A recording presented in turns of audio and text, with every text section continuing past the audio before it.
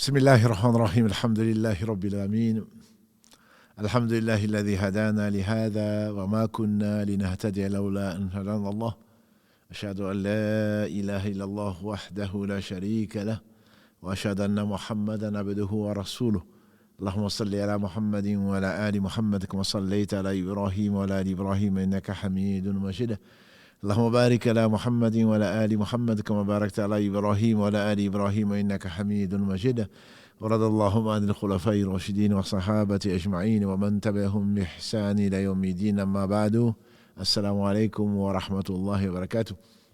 Mes sœurs, mes frères, les louanges, les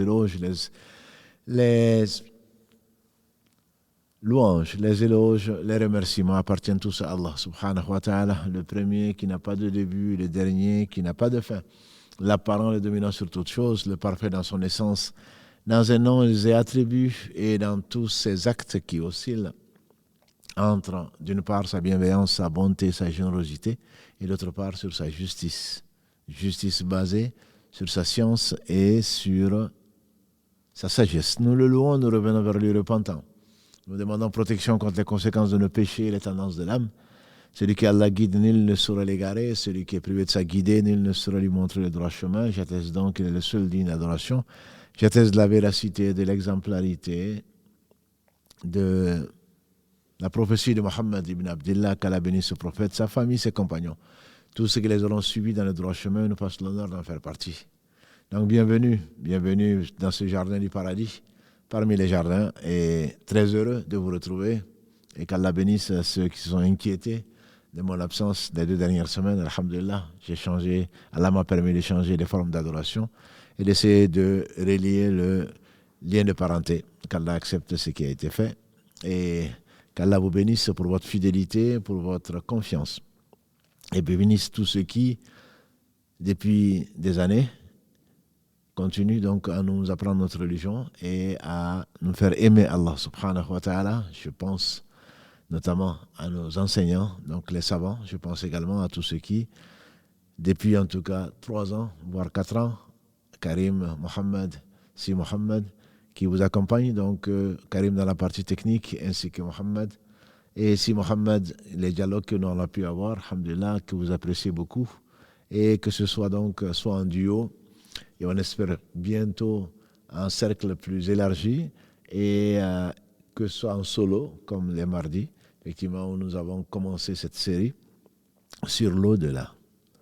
Vous avez particulièrement apprécié cette série puisque, après l'épisode qui nous rappelait que c'était un point de la foi, mais cela reste théorique, nous avons parlé ensuite dans l'épisode donc, 2 de la mort elle-même et ensuite de la tombe, donc de l'antichambre. Et ensuite, nous avons parlé dans l'épisode 4 de les signes avant-coureurs de la fin du monde. Donc ces épisodes ont été le best, le meilleur de cela a été résumé par Karim, qu'Allah le bénisse, pour vous les être présentés les mardis donc, où j'étais absent. Alhamdulillah.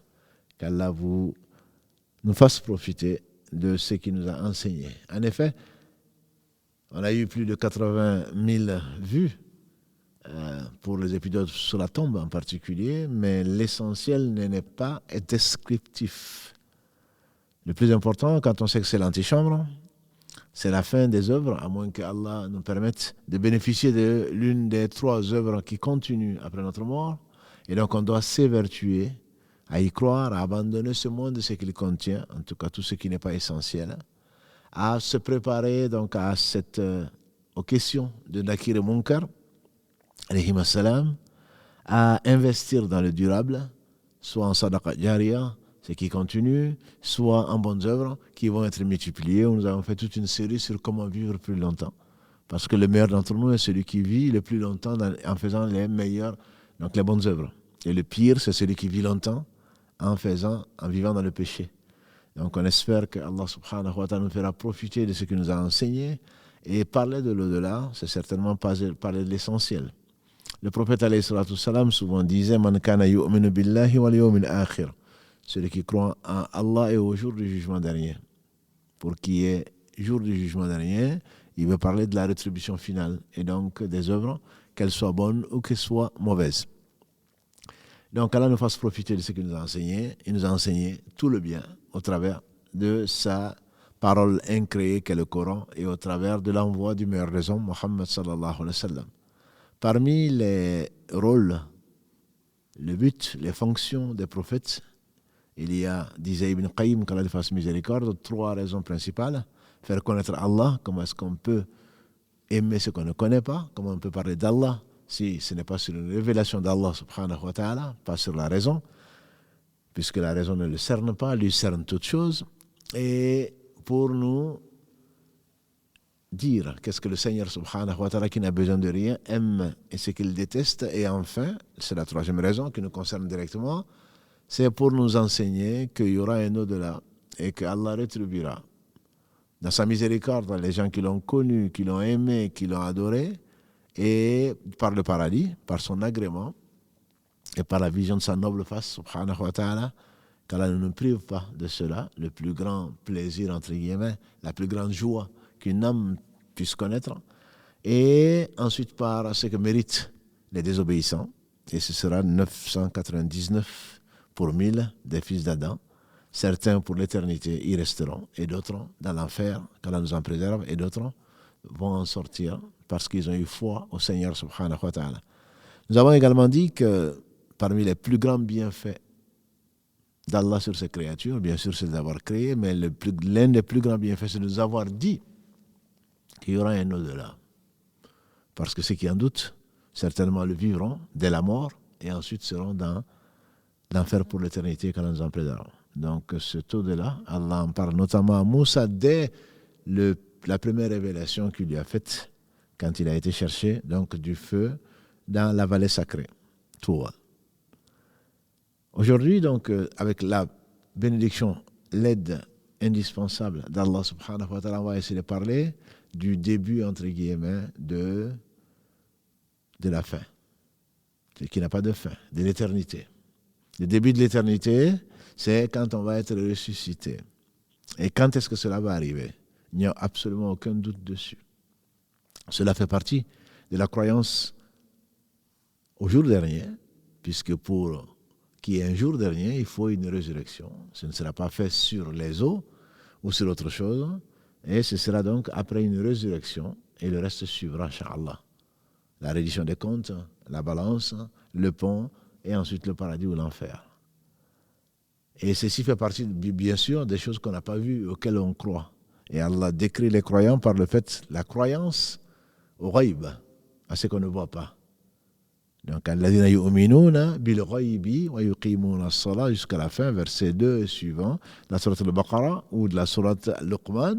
Donc, c'est ceux qui croient en l'au-delà et qui ensuite s'acquittent de la prière et le reste. La croyance passe avant toute chose.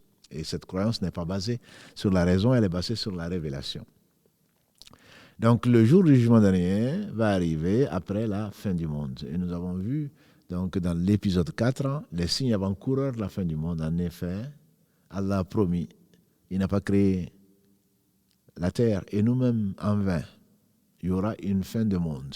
Les scientifiques parlent de fin de monde, mais peut-être au travers donc, de phénomènes qu'eux, ils arrivent, ils pensent plutôt pouvoir anticiper, au travers donc de la disparition des astres, au travers de la température insupportable sur la Terre, etc. Mais ils pensent savoir, deviner que ce sera dans des milliards d'années. Or, en réalité, c'est bien plus proche et Allah seul sait quand.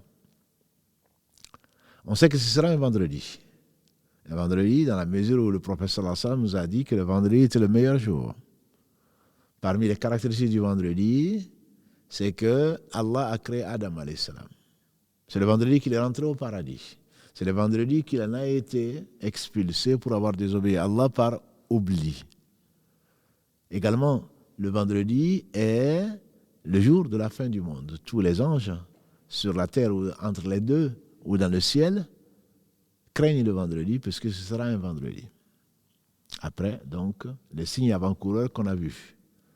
Ce sera un vendredi quand Allah subhanahu wa ta'ala va décréter, et il a déjà décrété, que l'ange chargé du sourd, qu'on traduit par corps, ou qu'on traduit par trompe, ou trompette, c'est dans quoi on souffle. L'ange qui est chargé de cela, d'après la tradition islamique, s'appelle Israfil.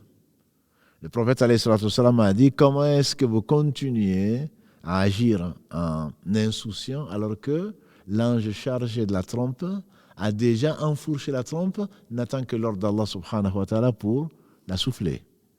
Et le premier qui va l'entendre sera un bédouin en train de crépir l'abreuvoir de ses chameaux, comme l'a dit le prophète sallallahu alayhi wa sallam dans le hadith authentique. Il va souffler ce qu'on appelle donc le soufflement de la frayeur ou de l'effroi. Allah dit entre autres dans la sourate 39, وَنُفِخَ فِي الصُّورِ, verset 68, وَنُفِخَ فِي الصُّورِ, sourate 39, qui est Az-Zumar, comme le demandait Abdelaziz souvent, Az-Zumar, verset donc 68. وَنُفِخَ فِي الصُّورِ, dit Allah, فَصَائِقَ مَنْ فِي السَّمَاوَاتِ وَمَنْ فِي الْأَرْضِ إِلَّا مَنْ شَاءَ اللَّهِ. Quand l'ange Israfil va souffler dans le corps, tomberont effroyés, tomberont morts tous ceux qui sont sur la terre et tous ceux qui sont dans les cieux, exception faite de ceux à qui Allah subhanahu wa ta'ala a voulu faire exception. Donc c'est un jour terrible. Les gens, ce jour va arriver quand il n'y aura aucun croyant sur la terre. C'est pour cela qu'on prie Allah subhanahu wa ta'ala de ne pas être présent ce jour, parce que ça va être terrible, mais surtout parce que le prophète sallallahu alayhi wa sallam a dit que l'ange chargé de souffler dans la trompe, quand il va le faire, ce sera un moment où il n'y aura pas de croyants sur la terre. Donc on prie Allah subhanahu wa ta'ala de mourir musulman. Autrement, on connaît la fin, ça veut dire que c'est où la vie éternelle sera dans l'enfer qu'Allah nous en préserve. Celui qui meurt en ne croyant pas à Allah subhanahu wa ta'ala, ou à un seul messager, ou au jour du jugement dernier, ou aux livres qui ont été révélés et cités, ou au destin, celui-là certainement, ou aux anges, celui-là certainement ne sortira pas de l'enfer car nous en préserve. Donc, avant la fin du monde, Allah va envoyer un vent frais, un vent, rih, frais qui va prendre l'âme, qui est la cause seconde, qui va prendre l'âme de celui qui a tant soit peu de foi dans le cœur. Comme l'a dit le prophète sallallahu alayhi wa sallam, il ne parlait pas de lui-même. Donc là, un vent va souffler, il va prendre l'âme de chaque être, homme ou djinn, qui a tant soit peu de foi dans le cœur, même si la personne se retrouve dans un bunker, sous-sol, dans un abri antisismique, anti-atomique, tout ce que l'on veut. Là, le vent va souffler et va lui prendre l'âme dans son bien. Parce qu'ensuite, ce qui va être vécu sera tout simplement terrible. Quand l'ange de la mort, quand l'ange chargé de souffler donc dans la trompe va le faire, Israfil alayhi salam, tout va disparaître, tout va tomber raide mort. Tout va tomber raide mort. Ça c'est un ordre d'Allah et Allah seul sait quel vendredi. Allah seul sait quand et Allah seul, même les anges rapprochés comme l'ange Gabriel et autres ne savent pas quand cela va arriver. Tout ceci nous est dit pourquoi? Pour qu'on se prépare à le rencontrer subhanahu wa ta'ala et pour apprécier sa miséricorde qui fera donc que les croyants vont échapper à cette mort terrible. Ils vont certainement mourir. On a déjà vu ça. Toute âme va goûter la mort, comme on l'a donc déjà traité. Ensuite, Allah dit وَنُفِخَ فِيهِ أُخْرَى فَإِذَا هُمْ قِيَامٌ يَنْظُرُونَ. Et on va à nouveau, dans le même verset 68 de la sourate Az-Zumar, Allah dit on va à nouveau souffler dans le corps, donc Allah va ressusciter, subhanahu wa ta'ala, l'ange qui est chargé de souffler dans le corps, et il va souffler, وَنُفِخَ فِيهِ أُخْرَى, une autre fois, فَإِذَا هُمْ قِيَامٌ يَنْظُرُونَ, les voilà debout en train de regarder. Donc ça c'est la résurrection qui nous concerne aujourd'hui, Inch'Allah, concerne donc notre live, savoir que Allah va ressusciter les morts. Il n'y a pas de doute, il n'aurait pas de sens que Allah subhanahu wa ta'ala nous ait créés en vain, comme il est dit à la fin de la sourate Al-Mu'minun, sourate 23.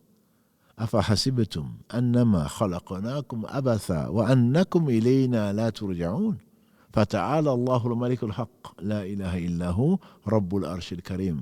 Pensez-vous, un seul instant, que nous avons créé en vain et que vous n'allez pas revenir à nous?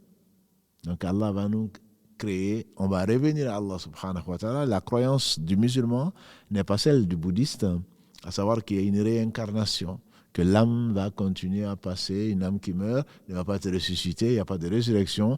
Pour eux, il n'y a même pas de Dieu, et c'est automatique, ça passe donc d'un homme à un homme, d'une femme à un être humain, et sauf si la personne a mal agi dans sa vie, auquel cas, elle deviendra un animal. L'âme va passer dans un animal, etc., pour être purifiée, etc. Nous, on parle de résurrection, c'est-à-dire le Ba'ath. C'est l'un des noms, Yom al-Ba'ath. Yom al-Ba'ath, c'est le nom de, donc, le jour de la résurrection. On va commencer par la résurrection. L'âme va rejoindre le corps, mais le corps va être ressuscité. Comme l'a dit le prophète sallallahu alayhi wa sallam, tous les os ou toutes les parties du corps humain vont disparaître après donc la mort, sauf le dernier os qui est le coccyx, qui lui a enseigné cette physiologie. Le seul os, le dernier os plutôt qui va rester, subsister, c'est le coccyx. À partir de là, le corps va être ressuscité, comme Allah dit subhanahu wa ta'ala. Donc on va comme un légume. Comme un légume, il y a une pluie fine qui va descendre et qui va donc, et les corps vont pousser comme les plantes poussent. Tous les corps, sans exception, y compris après incinération. Celui qui craint craint le jugement d'Allah à cause de ce qu'il a fait dans ce bas monde, s'il croit à la résurrection, doit savoir que ce n'est pas la peine d'être incinéré, comme nous l'a rapporté le prophète sallallahu alayhi wa sallam. Un homme avant nous, à la fin de sa vie, sentant la mort proche, a demandé à ses enfants: qui suis-je pour vous? Notre père certainement. Qu'est-ce que j'ai été pour vous? Le meilleur père. Alors quand je vais mourir, vous allez me brûler le corps et attendre qu'un jour de grand vent, dans une version, ou disperser mes cendres, une partie, la moitié dans les airs et la moitié dans les mers. Et Allah va le ressusciter. Sa promesse est vraie, même celui-là. Celui qui a été dévoré aussi par un animal féroce ou autre va également être ressuscité comme l'animal d'ailleurs. Les animaux, les hommes et les djinns seront ressuscités. Et donc Allah subhanahu wa ta'ala voudra à ce moment-là que toute chose, toute créature qui a vécu soit ressuscitée, que l'âme à ce moment rejoigne le corps, et à ce moment donc les tombes vont s'ouvrir puisque la plupart des hommes et des femmes vont être enterrés. Donc c'est pour cela qu'on parle de sortir des tombes. Mais même celles qui ont eu comme tombe, je dirais, l'air ou autre chose, qui sont les personnes qui sont mortes dans l'eau noyée et dont on n'a pas retrouvé le corps, toutes ces personnes-là vont donc être ressuscitées. Le premier qui sortira de la tombe, nous a dit le prophète sallallahu alayhi wa sallam, c'est lui-même. C'est Mohammed sallallahu alayhi wa sallam qui va sortir. Il est le premier sur qui la tombe va s'ouvrir. On sait où il est enterré, à Médine, qu'Allah bénisse ce prophète en train de prier comme tous les prophètes dans leur tombe. Le premier qui va sortir de sa tombe, ce sera Mohammed sallallahu alayhi wa sallam. Nous sortirons tous pieds nus, corps nus et non circoncis pour les hommes, comme les hadiths authentiques rapportés par les imams al-Bukhari et Muslim, qu'Allah fasse miséricorde. Et d'ailleurs, notre mère Aïcha, qu'Allah l'agrée, a demandé au prophète sallallahu alayhi wa sallam, quand il a entendu ce hadith, comment est-ce qu'on va sortir nu? La pudeur, bien entendu, est une valeur sûre, notamment du croyant, de tout temps. Comment est-ce que les uns et les autres vont voir leur nudité? Le prophète sallallahu alayhi wa sallam a dit aux filles du trait véridique, il parle d'Abu Bakr, il y aura 3 moments que nous verrons, Inch'Allah, plus tard, où personne ne pensera à personne. Quant aux amateurs de films X, quant aux voyeurs, quant aux gens qui ne pensent qu'à leur passion, entre guillemets, leur perversion, penseront à autre chose. Il y a 3 moments qu'on verra, Inch'Allah, où personne ne pensera à personne, notamment le jour de la résurrection. personne ne pensera à personne. Jusqu'à ce que les livres soient distribués, soit dans la main droite, soit dans la main gauche, derrière le dos, et également avant de traverser le pont. Personne ne pensera à personne. C'est un jour terrible. On sortira donc pieds nus, corps nus et non circoncis. Et le premier qui sera habillé, a dit le prophète sallallahu alayhi wa sallam, ça va être Ibrahim, le père des musulmans. C'est le premier qui va être habillé. Et quand le prophète alayhi wa sallam, sa tombe va sortir, il va sortir de sa tombe plutôt, il va trouver Moussa alayhi wa sallam, également hadith authentique, accroché au trône d'Allah subhanahu wa ta'ala. Accroché au trône d'Allah. Et comme il le dit, je ne sais pas s'il a été épargné parce qu'il a déjà été foudroyé dans ce bas monde quand il a voulu voir Allah, ou alors si il a été ressuscité avant moi. Mais, bien entendu, il va trouver Moussa, quand il va sortir de la tombe, il va trouver Moussa, alayhi salatu salam, des Banu Israël, accroché au trône d'Allah subhanahu wa ta'ala. Mais avant cela, il faut savoir qu'il y aura des phénomènes terribles. Des phénomènes terribles, cosmiques, un bouleversement du cosmos que l'on peut retrouver, entre autres, dans différentes sourates, les dernières sourates du Mus'haf que l'on trouve dans le Coran, notamment dans la sourate Takwir, qui est donc la 81, la 82, Inshiqaq, la sourate, les dernières où Allah parle souvent donc de cela. Allah en parle tellement que les savants disent qu'il y a peu de pages où Allah ne mentionne pas donc la résurrection, parce que notamment les Arabes, ils ne sont pas les seuls, du temps du prophète sallallahu alayhi wa sallam, avant certainement et après, ne croyaient pas à la résurrection. Notamment, ils se disaient, comment est-ce qu'on va être ressuscité? Allah en parle souvent, mais après la fin du monde, Allah va faire que le cosmos va être complètement bouleversé.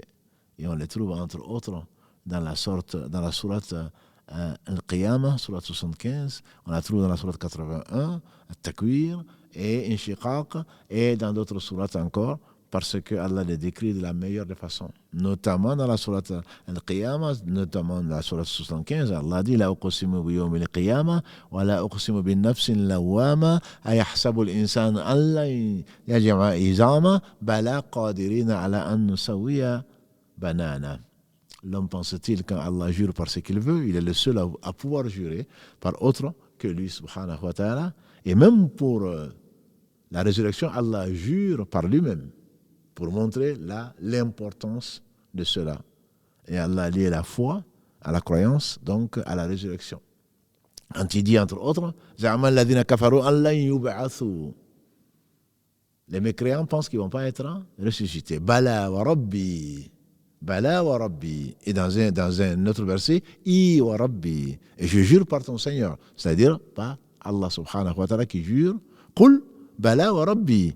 Dis au Muhammad, je jure par mon Seigneur. Allah veut que Muhammad sallallahu alayhi wa sallam jure par son Seigneur, soit par wa rabbi ou I wa rabbi, par mon Seigneur, que vous allez être certainement ressuscité. Dans la sourate Al-Qiyamah 75, Allah dit subhanahu wa ta'ala à ceux qui doutent, quand il y a l'insan, l'homme en général, comme on a vu, la proportion qui mériterait l'enfer est de 999, donc on parle de la généralité. Est-ce que l'homme pense-t-il qu'on ne va pas le ressusciter? Certainement oui. Allah est capable de ressusciter, de recréer ce qu'il a créé, et il est même capable de banana a été traduit et expliqué par nombre de savants comme étant l'empreinte digitale, que l'on sait aujourd'hui être utilisée soit par la police, soit par les scientifiques en tout cas, et on sait que deux personnes, même homozygotes, qui soient des jumeaux ou des jumelles, ne partagent pas la même empreinte digitale. Allah est capable de toutes choses, notamment de reconstituer jusqu'à l'empreinte unique par individu, l'empreinte donc digitale. C'est l'une des merveilles et anticipation de ce que la science va ensuite découvrir, comme vous le savez. Donc à ce moment-là, Allah va nous ressusciter tous, sans exception. فإذا برق البصر وخسف القمر وجمع الشمس والقمر يقول الإنسان يومئذ أين المفر. Allah parle aujourd'hui donc de ces, quand on va sortir de la tombe et qu'on va trouver que le soleil et la lune entrent après le soufflement dans le corps, et entre les deux, le soleil et la lune vont fusionner. Et la Shamsu Kuwirat, dans la 81, quand le soleil va s'obscurcir. Et dans nos jours, quand les étoiles, les planètes vont s'éclipser. Donc quand le soleil et la lune vont fusionner, et quand souvent on entend, et quand les montagnes vont être mises en marche, c'est-à-dire vont exploser et vont devenir poussière, la terre sera aplanie. Il n'y aura pas de dénivellement. Et quand les mers vont déborder, pourquoi? Scientifiquement parlant, ça se comprend aujourd'hui, qu'eux ils ne pouvaient pas comprendre. On sait que la somme des profondeurs marines est environ l'équivalent des hauteurs des montagnes, comme pour faire un équilibre. Ceci, bien entendu, a été découvert bien plus tard que la dernière des révélations et la meilleure d'entre elles, faite sur le meilleur des hommes, Muhammad sallallahu alayhi wa sallam. Ils ne savaient bien entendu pas, ne connaissaient pas l'astronomie, ni la cosmologie, mais tout ceci, aujourd'hui, on sait que s'il n'y a pas de montagne, nécessairement, les mers vont se déverser. Et donc, les mers vont déborder et donc leur contenu ne sera plus retenu parce qu'Allah a voulu que les hauteurs viennent compenser les profondeurs. Comme il n'y aura plus de hauteur, il n'y aura plus de profondeur et la terre sera complètement dénivellée. C'est une miséricorde d'Allah subhanahu wa ta'ala d'avoir tout créé dans la perfection. Quand l'on sait que l'attraction de la Lune, c'est elle qui permet, entre guillemets, de stabiliser notre système, pas solaire, mais sur la Terre, et de limiter les marées. Quand la Lune va disparaître, bien entendu, on ne peut pas imaginer ce qui peut arriver comme marée.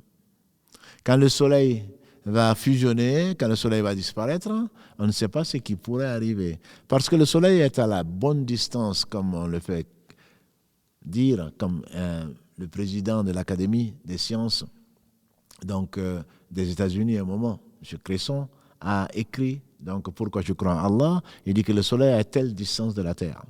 Si le Soleil était proche de la Terre de quelques kilomètres, il n'y aurait pas de vie sur la Terre parce que ça va tout brûler sur la Terre.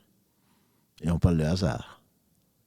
Et le Soleil, s'il était un peu plus éloigné de la Terre, de quelques kilomètres, il n'y aurait pas de vie sur la Terre parce qu'il ferait trop froid. Aujourd'hui, quand on se plaint du changement climatique, du réchauffement de la Terre, on craint dans quelques années qu'il y ait un réchauffement d'1 degré, 2 degrés, qu'on ne supporte pratiquement plus. On l'a vu cet été, et ce qui est réservé aux gens qui vont vivre plus tard semble, d'après les calculs, d'après les prévisions, tout simplement terrible. On n'a pas vu d'été aussi chaud depuis combien de dizaines d'années. Quand l'automne reste comme l'été et que l'hiver, il n'y en a plus, ou que ce sera comme de l'automne, Allah seul sait le bouleversement que cela va arriver d'1 ou de 2 degrés. Combien de congrès combien de réunions des pays pour limiter donc la pollution, pour limiter le réchauffement climatique. Mais arriver à ce qu'Allah a décrété, bien entendu, l'homme se doit, il est responsable, il se doit de faire les causes pour préserver ce qu'Allah subhanahu wa ta'ala a voulu. Ça, c'est par rapport au soleil. Par rapport à la lune, c'est exactement pareil. Mais ce qui va arriver, et donc le soleil va disparaître, il va être fusionné avec la Lune. Par quel phénomène physique, Allah seul le sait, mais c'est une certitude. Que les morts vont déborder, que la terre sera aplanie, qu'il n'y aura plus de montagnes, ce sont ces choses dont Allah subhanahu wa ta'ala nous avertit. Donc entre les deux soufflements du corps, quand le deuxième soufflement de la résurrection donc va arriver, à ce moment-là, on va sortir donc et trouver une terre, et comme l'a dit le prophète sallallahu alayhi wa sallam, le jugement sera sur une autre terre. Il n'a pas dit laquelle, mais sera sur une autre terre. Donc cette terre va être complètement nivelée, et il n'y aura ni montagne, et tu n'entendras rien de spécial, et tout sera soumis au seul Seigneur, subhanahu wa ta'ala, comme il l'a toujours été, mais il n'y aura plus de prétentieux à la royauté ou à quoi que ce soit. Et c'est la raison pour laquelle nous nous rappelons souvent, pour ceux qui font la prière, nous rappelons souvent, qui est le pilier même par excellence de l'islam, Maliki Yawmiddin ou Maliki Yawmiddin, selon les deux versions. Le roi du jour du jugement dernier ou alors celui qui possède le jour du jugement dernier. En effet, après ce qui va arriver, quand Allah subhanahu wa ta'ala va hériter de la terre et ce qu'elle contient, il dit Ana al-Malik, je suis le roi. Où sont Ayn al-Muluk? Où sont les roitelets de ce bas monde? Donc ça, ce sont les phénomènes cosmologiques terribles qui vont arriver entre les deux soufflements du corps. Et quand on va sortir donc de nos tombes, pieds nus, corps nus, non circoncis, il va y avoir deux catégories. Deux catégories d'êtres. Une majorité qui sera là et qui ne pensera qu'à elle-même. C'est un jour qui est terrible, mais on y reviendra, Inch'Allah, dans les lives prochains. C'est un jour terrible. Yawmun azim, comme Allah le dit dans la sourate Al-Mutaffifin, sourate 83, verset 4. Ala yadhunnu ulaika annahum mab'uthun li yawmin azim yawma yaqumu an-nasu li rabbil alamin. Est-ce que ces fraudeurs, ces tricheurs, ces corrompus, et Allah seul sait qui y en a, et ces corrupteurs, ne s'imaginent-ils pas qu'ils vont être ressuscités pour un jour terrible? Un jour terrible, Yawmun azim, yawma yaqumu, Allah dit, est le jour où ils vont se lever devant le Seigneur. Ce jour-là, d'après la sourate 70, Ma'arish, c'est un jour qui sera l'équivalent de 50 000 ans. Khamsina alf sana.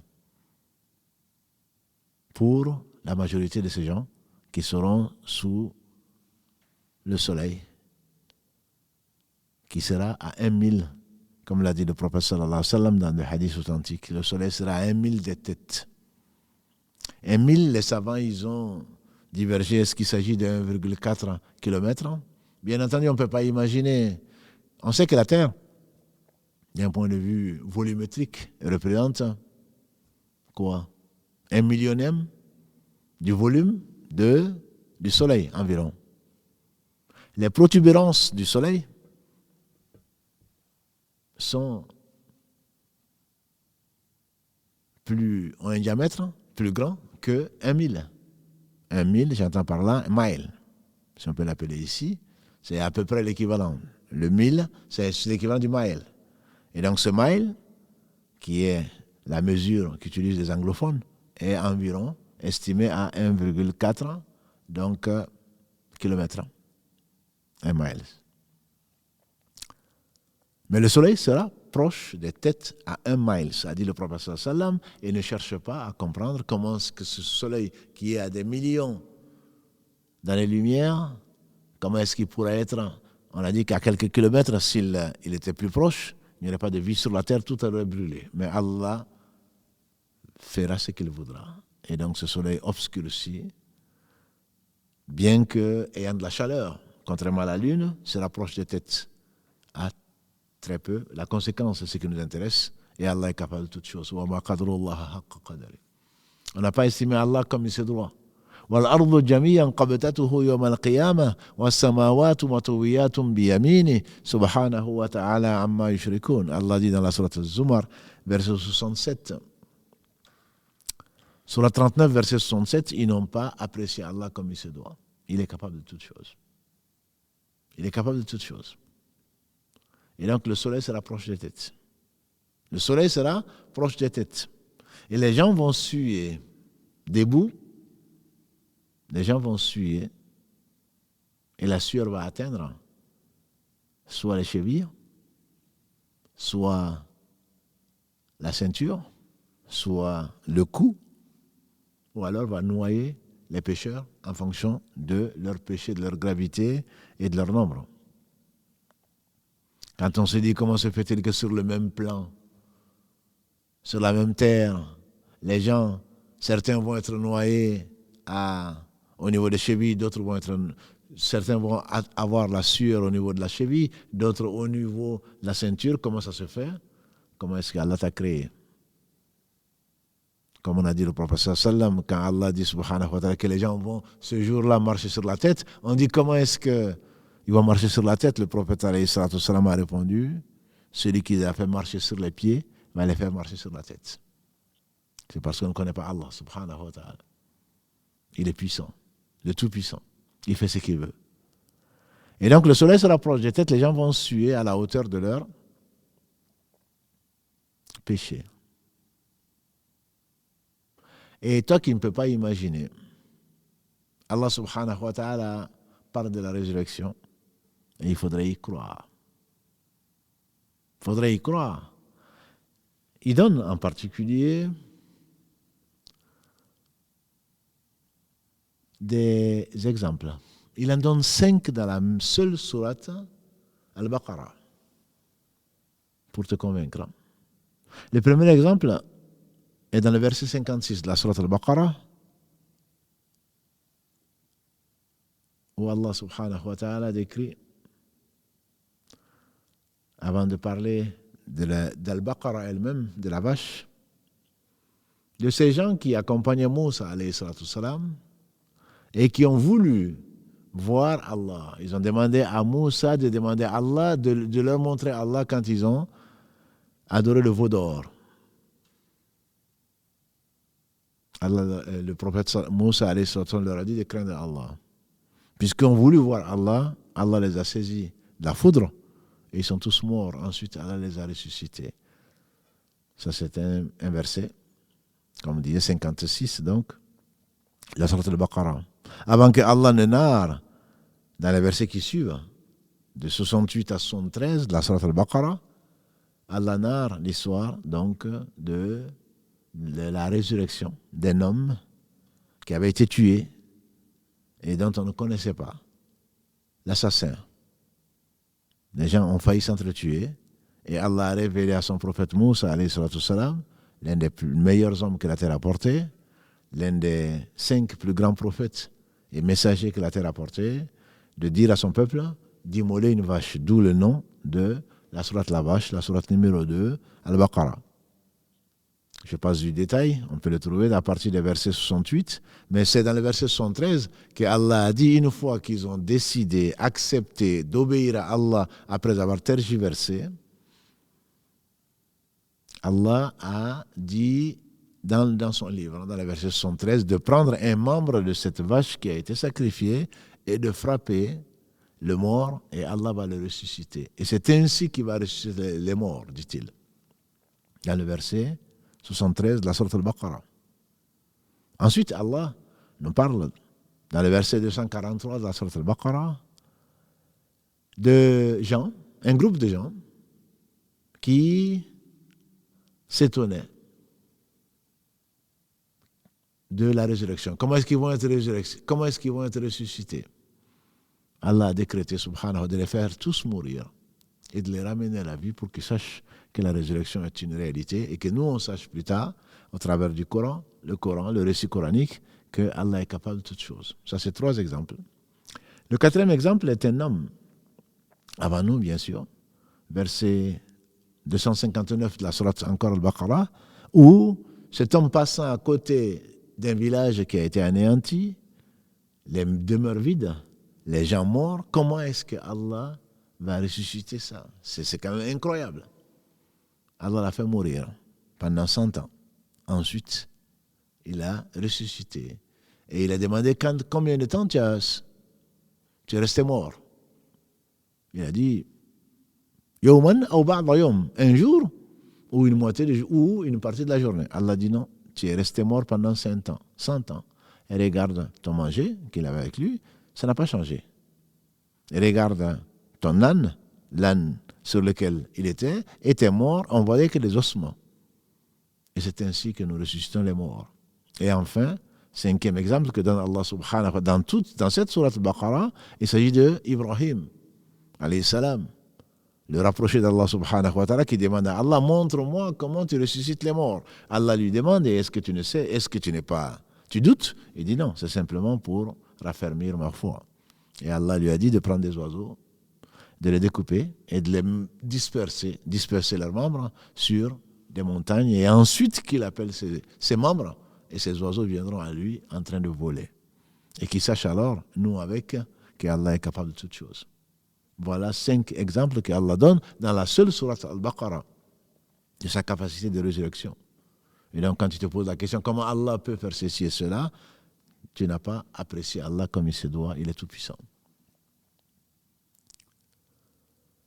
Et ça, ce sont des preuves textuelles basées sur l'expérience que les gens ont vécu et qu'Allah nous narre dans cette sourate Al-Baqarah et ailleurs.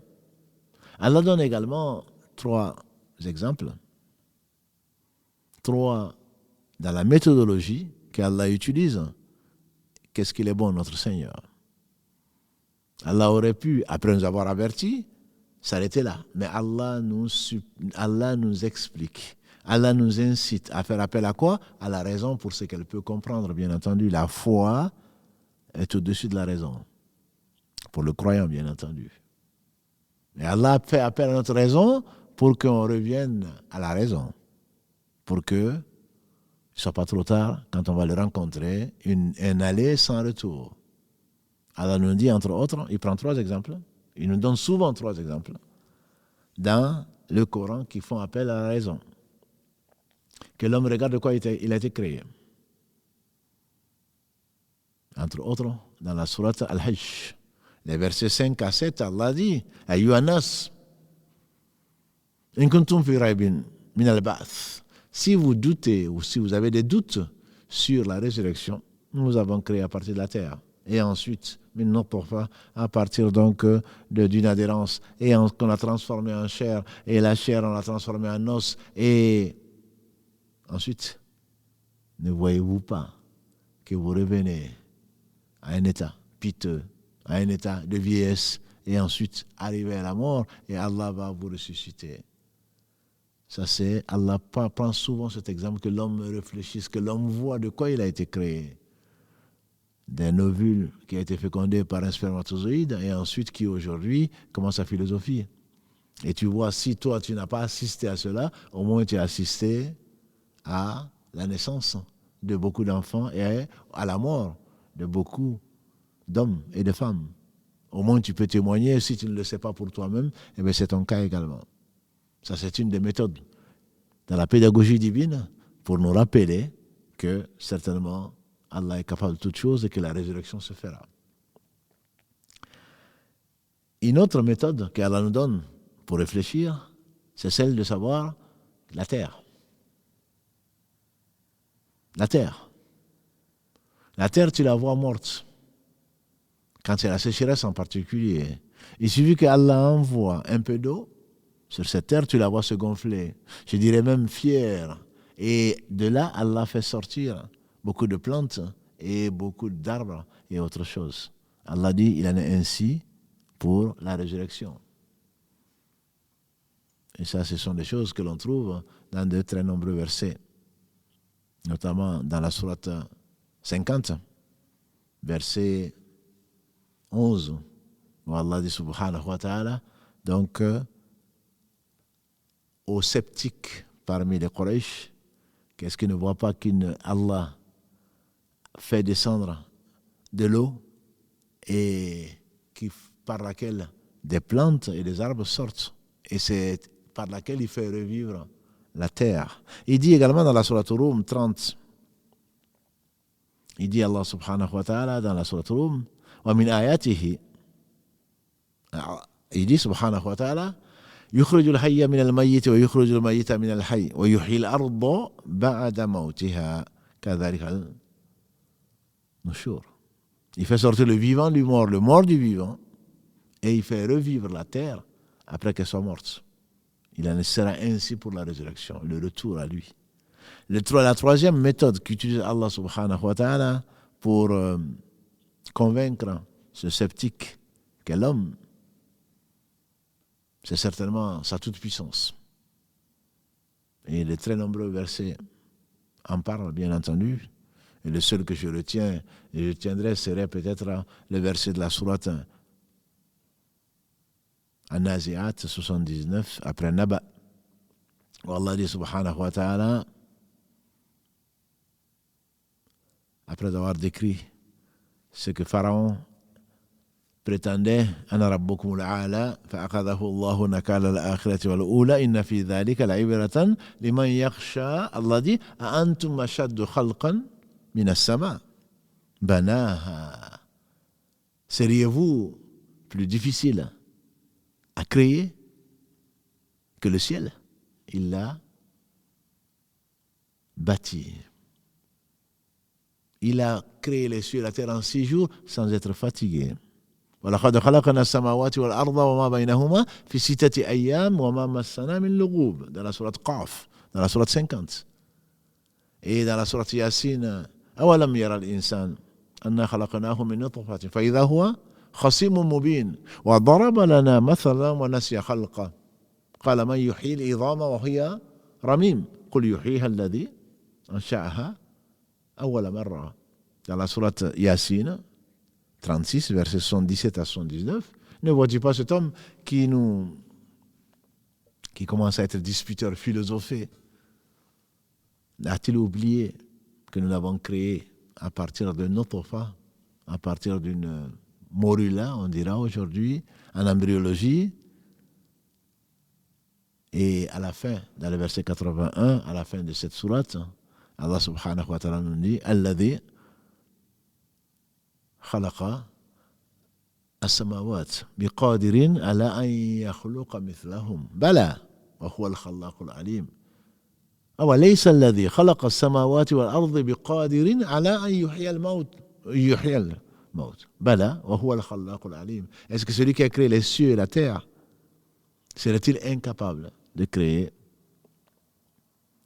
leur pareil? Certainement. Il est le parfait créateur. Khallaqul Alim, le savant créateur. Et donc, ce jour, Allah va ressusciter tous les morts, à n'en pas douter. Voilà 3 arguments, 3 méthodologies plutôt que Allah donne pour que celui qui réfléchit, réfléchisse. Et s'il ne croit pas au verset d'Allah subhanahu wa ta'ala, au moins qu'il voit lui-même, qu'il voit ce qui est autour de lui. Et très certainement une minorité échappera à cette frayeur énorme. Le jour où l'homme va fuir son père, sa mère, ses frères, ses sœurs, son épouse, ses enfants. Comme Allah le dit dans la sourate 80, Abasa. Yawma yafiru al-mar'u min akhi wa ummihi wa abi wa sahibatihi wa bani. Et beaucoup d'autres versets magnifiques qui rappellent à celui qui a un cœur, qui a un retour vers Allah subhanahu wa ta'ala. Et que ce retour, ce jour-là, sera le jour de la vérité. Comme on le verra, incha'Allah, plus tard. C'est 50 000 ans où les gens vont être debout, Yawm al-Qiyamah, le jour de la position debout, on dira. Ce jour dernier, il y aura 7 catégories de personnes, comme on le sait, qui seront sous l'ombre, qui seront protégées. La seule ombre ce jour-là sera l'ombre du trône. Comme l'a dit le prophète sallam dans les hadiths authentiques rapportés par les deux, Al-Bukhari et Muslim. Il a cité ces 7. Bien entendu, ce n'est pas pour que l'on fasse le beau, ce n'est pas pour que l'on les connaisse par cœur, c'est pour que l'on s'évertue à les ressembler. Il a dit, la première catégorie qui sera protégée parmi les 7, il a dit, un imam adil, un chef, un responsable qui est droit, un responsable qui est juste. Je pense à Omar ibn Khattab, Kalalagré, celui dont le shaitan marchait sur le toit de Médine. Combien il est difficile, ô pauvre homme en train de courir derrière le pouvoir. Le prophète nous a dit, nous ne donnons pas le pouvoir à celui qui le réclame, parce qu'il a certainement des intérêts personnels. Mais si Allah, tu ne cherches pas le pouvoir et Allah te le confie, il va t'assister. Mais il faut être juste. Déjà, si tu as la responsabilité d'une famille, aussi petite soit-elle, tu vas rendre compte. Vous êtes tous responsables au pasteur, chacun sera interrogé sur ce qui lui a été confié. Oh, que c'est difficile de rendre compte de nos responsabilités. Et pourtant, ce sera fait ce jour-là. La deuxième catégorie, la première, nous n'allons pas la chercher. La première est une épreuve terrible. La deuxième, c'est ce bienfait d'Allah qu'il a donné à cet enfant qui a été éduqué dans l'islam. Quelle beauté! Aux pauvres de nous. Si la première catégorie nous a échappé à beaucoup, puisqu'il ne peut pas y avoir beaucoup de rois justes, beaucoup de rois et encore moins justes, les enfants, ça c'est toujours possible. D'où la responsabilité de l'éducation des enfants dont nous parlons les samedis, dans le live du samedi. Nous sommes arrivés samedi dernier, donc, à l'éducation des enfants, après la Renaissance, donc, et donc on est dans cette série-là, et samedi prochain, Inch'Allah, on va continuer dans l'éducation des enfants. Quelle importance! Ces enfants qui vont être ce qui va rester comme œuvre que tu vas laisser après ta mort, parmi les 3 œuvres, l'enfant qui va pieux, qui va prier pour toi après ta mort. Un investissement ô combien important, peut-être pas durable, mais tout ce qui va sortir de toi en pieux sera compté comme ce que tu auras laissé sur la terre. Et pour cet enfant qui aura été pieux, qui a été éduqué dans l'islam, certainement il aura la plus grande place sous l'ombre, une des plus grandes places dans l'ombre, sous l'ombre du trône d'Allah subhanahu wa ta'ala, la plus grande des créatures. Troisième catégorie, l'homme dont le cœur est accroché à la mosquée. Bien entendu, il ne s'agit pas de celui qui vit de cela, c'est celui qui a choisi d'aller aux prières ensemble, en groupe, dans les meilleurs endroits sur la terre que sont les mosquées, et chaque fois qu'il en revient, son cœur est presque nostalgique pour l'autre prière, tant qu'il peut le faire. Et donc revenir, qui est récompensé de 25 à 27 fois. La première chose sur laquelle l'homme sera interrogé au jour du jugement dernier. Qui aime les mosquées, quand on dit qu'il les aime, qui les fréquente, et qui donne à Allah son droit, à savoir de l'adorer sans rien lui associer. Quatrième catégorie, et elle n'est pas la moindre.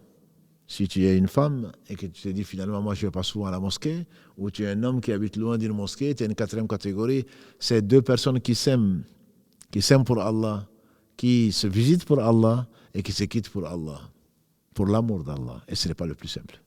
Ça a l'air comme ça, mais ce n'est pas le plus simple. On comprend mieux les paroles du prophète sallam qui disait souvent La yu'minu ahadukum hatta yuhibba li akhihi ma yuhibbu li nafsihi. Aucun d'entre vous ne sera véritablement croyant s'il n'aime pas pour son frère ce qu'il aime pour lui-même. Voilà encore ce morceau de chair. S'il est saint, tout le corps est saint. Aimer pour son prochain, aimer pour son frère, pour sa sœur, ce qu'on aimerait pour soi-même. Un tabi'i, 2e génération, son frère, dans l'islam, lui a écrit en disant comment il va. On a déjà vu cette histoire, mais elle est belle. Il lui a répondu, mon frère, n'est-ce pas que tu m'as demandé comment je vais? Tu veux parler de ma foi, certainement. J'ai essayé d'aimer pour mon frère ce que j'aime pour moi-même. Ça m'a été plus difficile que de jeûner les journées d'été, chaudes et longues. Salam. Voici où est-ce que je suis. Détester pour mon frère ce que je détesterais pour moi-même et aimer pour mon frère ce que j'aimerais pour moi-même. Voilà l'amour d'Allah, subhanahu wa ta'ala. L'amour pour Allah. L'amour par Allah et l'amour pour Allah.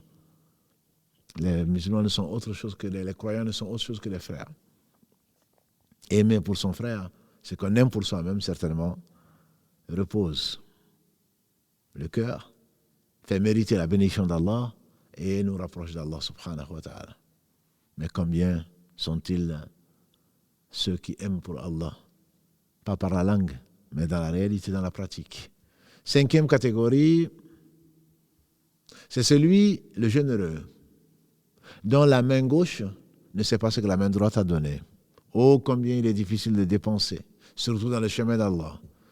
Le riche, comme l'a dit le prophète sallallahu alayhi wa sallam, pour qu'il entre au paradis, il ne faudrait pas qu'il arrête de donner à droite, de donner à gauche, de donner devant, de donner derrière. Or, comme je le dis souvent, ils ont tendance à piquer aux pauvres, à voler, à tricher pour arriver à leur but, à faire ce qu'Allah a interdit, qu'il a maudit pour multiplier leurs œuvres d'ici-bas. Et ceci n'est que malédiction dans sa vie d'ici-bas et une guerre qu'Allah leur déclare.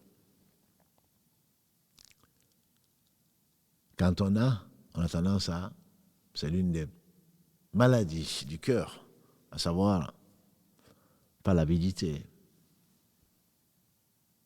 l'avarice, bakhil, sur lequel on a déjà intervenu, on a fait un live spécial dessus, sur l'avarice, la médiocrité d'ambition. Donner donc, donner sans compter, puisque ta main gauche ne sait pas ce que la main droite a donné. 6e catégorie, c'est cet homme à qui, ou cette femme, à qui un homme, cet homme à qui une femme belle et noble a proposé la fornication, a proposé l'adultère, a proposé ce que Allah n'aime pas et qui dit « je crains Allah ».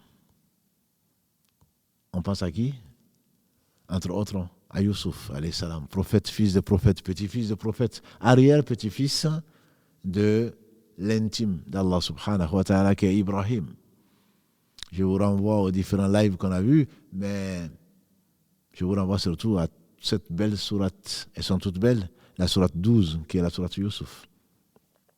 Où Allah narre comment il a été... Youssouf, il était beau. Il avait la moitié de la beauté de l'humanité. Et cette femme de Aziz qui s'est proposée à lui, comme le dit Ibn Qayyim, quelle épreuve. Il était jeune. Quand on est jeune, souvent, on a plus d'attirance et d'envie. Il était jeune, il était beau. S'il était laid encore, donc c'est elle qui s'est proposée à lui. Il était étranger, dans un endroit où personne, souvent quand on est dans un endroit où personne ne nous connaît, on a tendance à se laisser aller par rapport, puisqu'on vit malheureusement pour les autres. Qu'est-ce que les autres vont dire? Mais puisque les gens ne le connaissent pas, on a tendance à faire ça. Ils étaient deux. C'est elle qui lui proposait. Et malgré cela, il dit, je crains Allah. Et ils sont peu nombreux, certainement. Mais il ne faut pas jouer avec le feu. Parce que le diable est le troisième de celui ou de celle qui va se retrouver seul avec une personne avec qui il pourrait avoir des relations sexuelles. La 7e catégorie est celle, nous a dit le prophète sallallahu alayhi wa sallam, la personne qui seule, dans l'intimité, craint Allah, pense à Allah, pense au jour du jugement dernier, pense aux conséquences de ses péchés, et ses yeux sont pleins de larmes, et les larmes coulent. Le prophète sallallahu alayhi wa sallam a dit, Allah a interdit au feu de brûler 2 traces, dont les traces de larmes qui ont coulé pour Allah. Des larmes qui ont coulé pour Allah à cause de la crainte. Celui qui craint de rencontrer Allah, Allah le rassure. Comme il est dit dans la sourate 79. وَلِمَنْ خَافَ مَقَامَ رَبِّهِ وَنَهَى النَّفْسَ عَنِ الْهَوَى فَإِنَّ الْجَنَّةَ هِيَ الْمَأْوَى. Celui qui craint la rencontre de son Seigneur, bien qu'il aime, il la redoute. Et pour cela, il a préservé, il a refréné ses passions, Allah lui accorde le paradis. Cela, c'est cette catégorie qu'Allah nous compte parmi une ou plusieurs de ces catégories, puisqu'on n'est pas des rois, en général en tout cas, pour ceux qui écoutent ce live, puisque notre enfance n'a pas été aussi tranquille et aussi sage que cela pour beaucoup d'entre nous, puisque nos cœurs ne sont peut-être pas accrochés aux mosquées. Qu'est-ce que la vie nous propose? Qu'est-ce qu'elle est séduisante pour celui qui n'a pas d'autre vie dans l'au-delà, qui n'aura que cette vie d'ici. Et puisque nos cœurs ne sont pas aussi purs que cela pour aimer pour Allah, donner pour Allah, ne pas refuser de donner pour Allah, aimer pour Allah, si ce n'est pas le cas, et qu'on n'est même pas beau pour attirer une personne belle et noble, si on est pauvre de surcroît, néanmoins, on n'aura pas d'excuse de ne pas être parmi ces 7, puisqu'on pourrait au moins connaître Allah, l'aimer, le craindre sa rencontre. La 7e des catégories, au moins, je dirais, tout le monde en est capable, celui, bien entendu, à qui Allah l'aura facilité. Et Allah est miséricordieux. Pour ces 7 catégories sous l'ombre, le jour de 50 000 ans de notre compute, de notre calcul, on dit que ce jour du jugement dernier, c'est plutôt cette position, avant qu'Allah ne tranche les différends, sera comme une moitié de jour, ou même pas, peut-être le quart de jour. Ça passera très vite, comme entre le Dohr et l'Asr. On sait que tout est relatif. Quand tu es stressé, quand tu attends quelque chose, le temps paraît long. Et ce sera le cas pour l'écrasante majorité des fils d'Adam et des djinns qui attendent. Mais quant à celui qui est sous l'ombre, une ombre rafraîchissante, qui n'auront pas de soucis,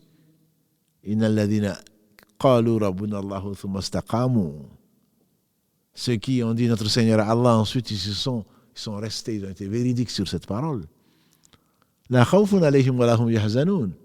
n'auront pas de crainte, ils ne seront pas soucieux, ils ne seront pas tristes. Ceux-là sont les gens du paradis, qu'Allah nous compte parmi ceux-là. Ils seront sous l'ombre déjà, et certainement dans leur tombe, ils ont été heureux, ils étaient pressés que ce jour arrive. En effet, nous avons vu dans l'épisode 3, quand ils auront pu répondre grâce à Allah aux questions que leur posera, à moins qu'ils soient prophètes, ce qui est terminé il y a bien longtemps, ou martyrs, et Allah recrute qui il veut. Quand ils auront à répondre aux 2 questions, et ils auront la compagnie d'un homme sous la forme d'un bel homme qui va les accompagner. On va leur montrer leur place au paradis, matin et soir. Et ils sont pressés que ce jour arrive. Pour eux, le temps sera très court. Le temps de cette position, de cette station, entre guillemets, avant que Allah, subhanahu wa ta'ala, ne décrète de la permission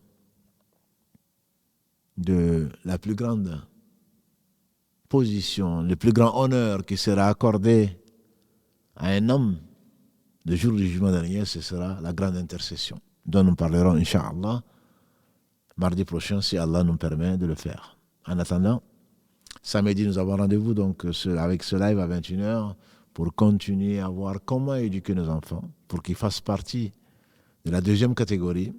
C'est Allah qui décide. Mais au moins, nous sommes responsables de leur éducation. Donc, je vous invite déjà à louer Allah subhanahu wa ta'ala, le remercier de nous avoir donné la foi, ce qu'il donne qu'aux gens qu'il aime, et ensuite de travailler pour ce jour, qui est le jour de sa rencontre, et qui commence, que dis-je, la mort et la vie n'ont-elles pas été créées pour nous mettre à l'épreuve. Il ne s'agit pas simplement après ce live de l'apprécier ou de ne pas l'apprécier, de dormir sur ses oreilles, au contraire. Ça doit nous réveiller pour préparer ce jour et que l'on soit parmi les gens, les 7 catégories qui ont été citées par le prophète sallallahu alayhi wa sallam, mais il ne parlait pas de lui-même, qu'Allah le bénisse. Comment on aurait su, qui et comment on aurait travaillé et avec quoi, sans la miséricorde d'Allah subhanahu wa ta'ala qui a envoyé ce prophète comme miséricorde pour les univers. Qu'Allah bénisse donc ce prophète qui a ouvert les yeux à l'aveugle, les oreilles aux sourds, mais ce ne sont pas les yeux qui sont aveugles, c'est bien le cœur.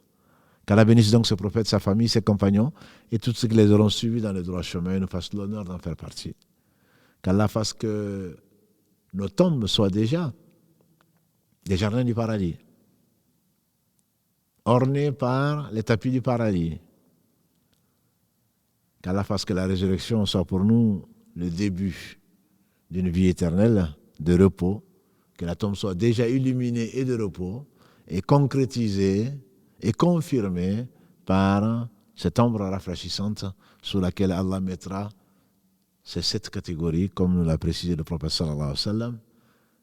Qu'Allah subhanahu wa ta'ala bénisse votre temps et votre vie. Et la vie est faite, elle est maudite, comme on le dit. Maudite ce qu'elle y est, comme l'a dit le prophète sallallahu alayhi wa sallam, sauf le rappel d'Allah. Vérifions, plutôt profitons, multiplions, diversons, mettons dans la diversité, dans l'adoration d'Allah, passant d'une adoration à une autre, au point que le sourire devienne une forme d'adoration. Au point que, en mangeant avec l'intention de se renforcer pour adorer Allah, en dormant avec l'intention de se reposer pour ensuite adorer Allah, soit compté comme de l'adoration. Que l'on donne pour Allah, que l'on refuse de donner pour Allah, que l'on aime pour Allah, que l'on déteste pour Allah, à ce moment on aura alors vraiment vécu une vie digne de ce nom et on aura goûté ou eu la saveur de la foi, comme l'a dit le prophète sallallahu alayhi wa sallam.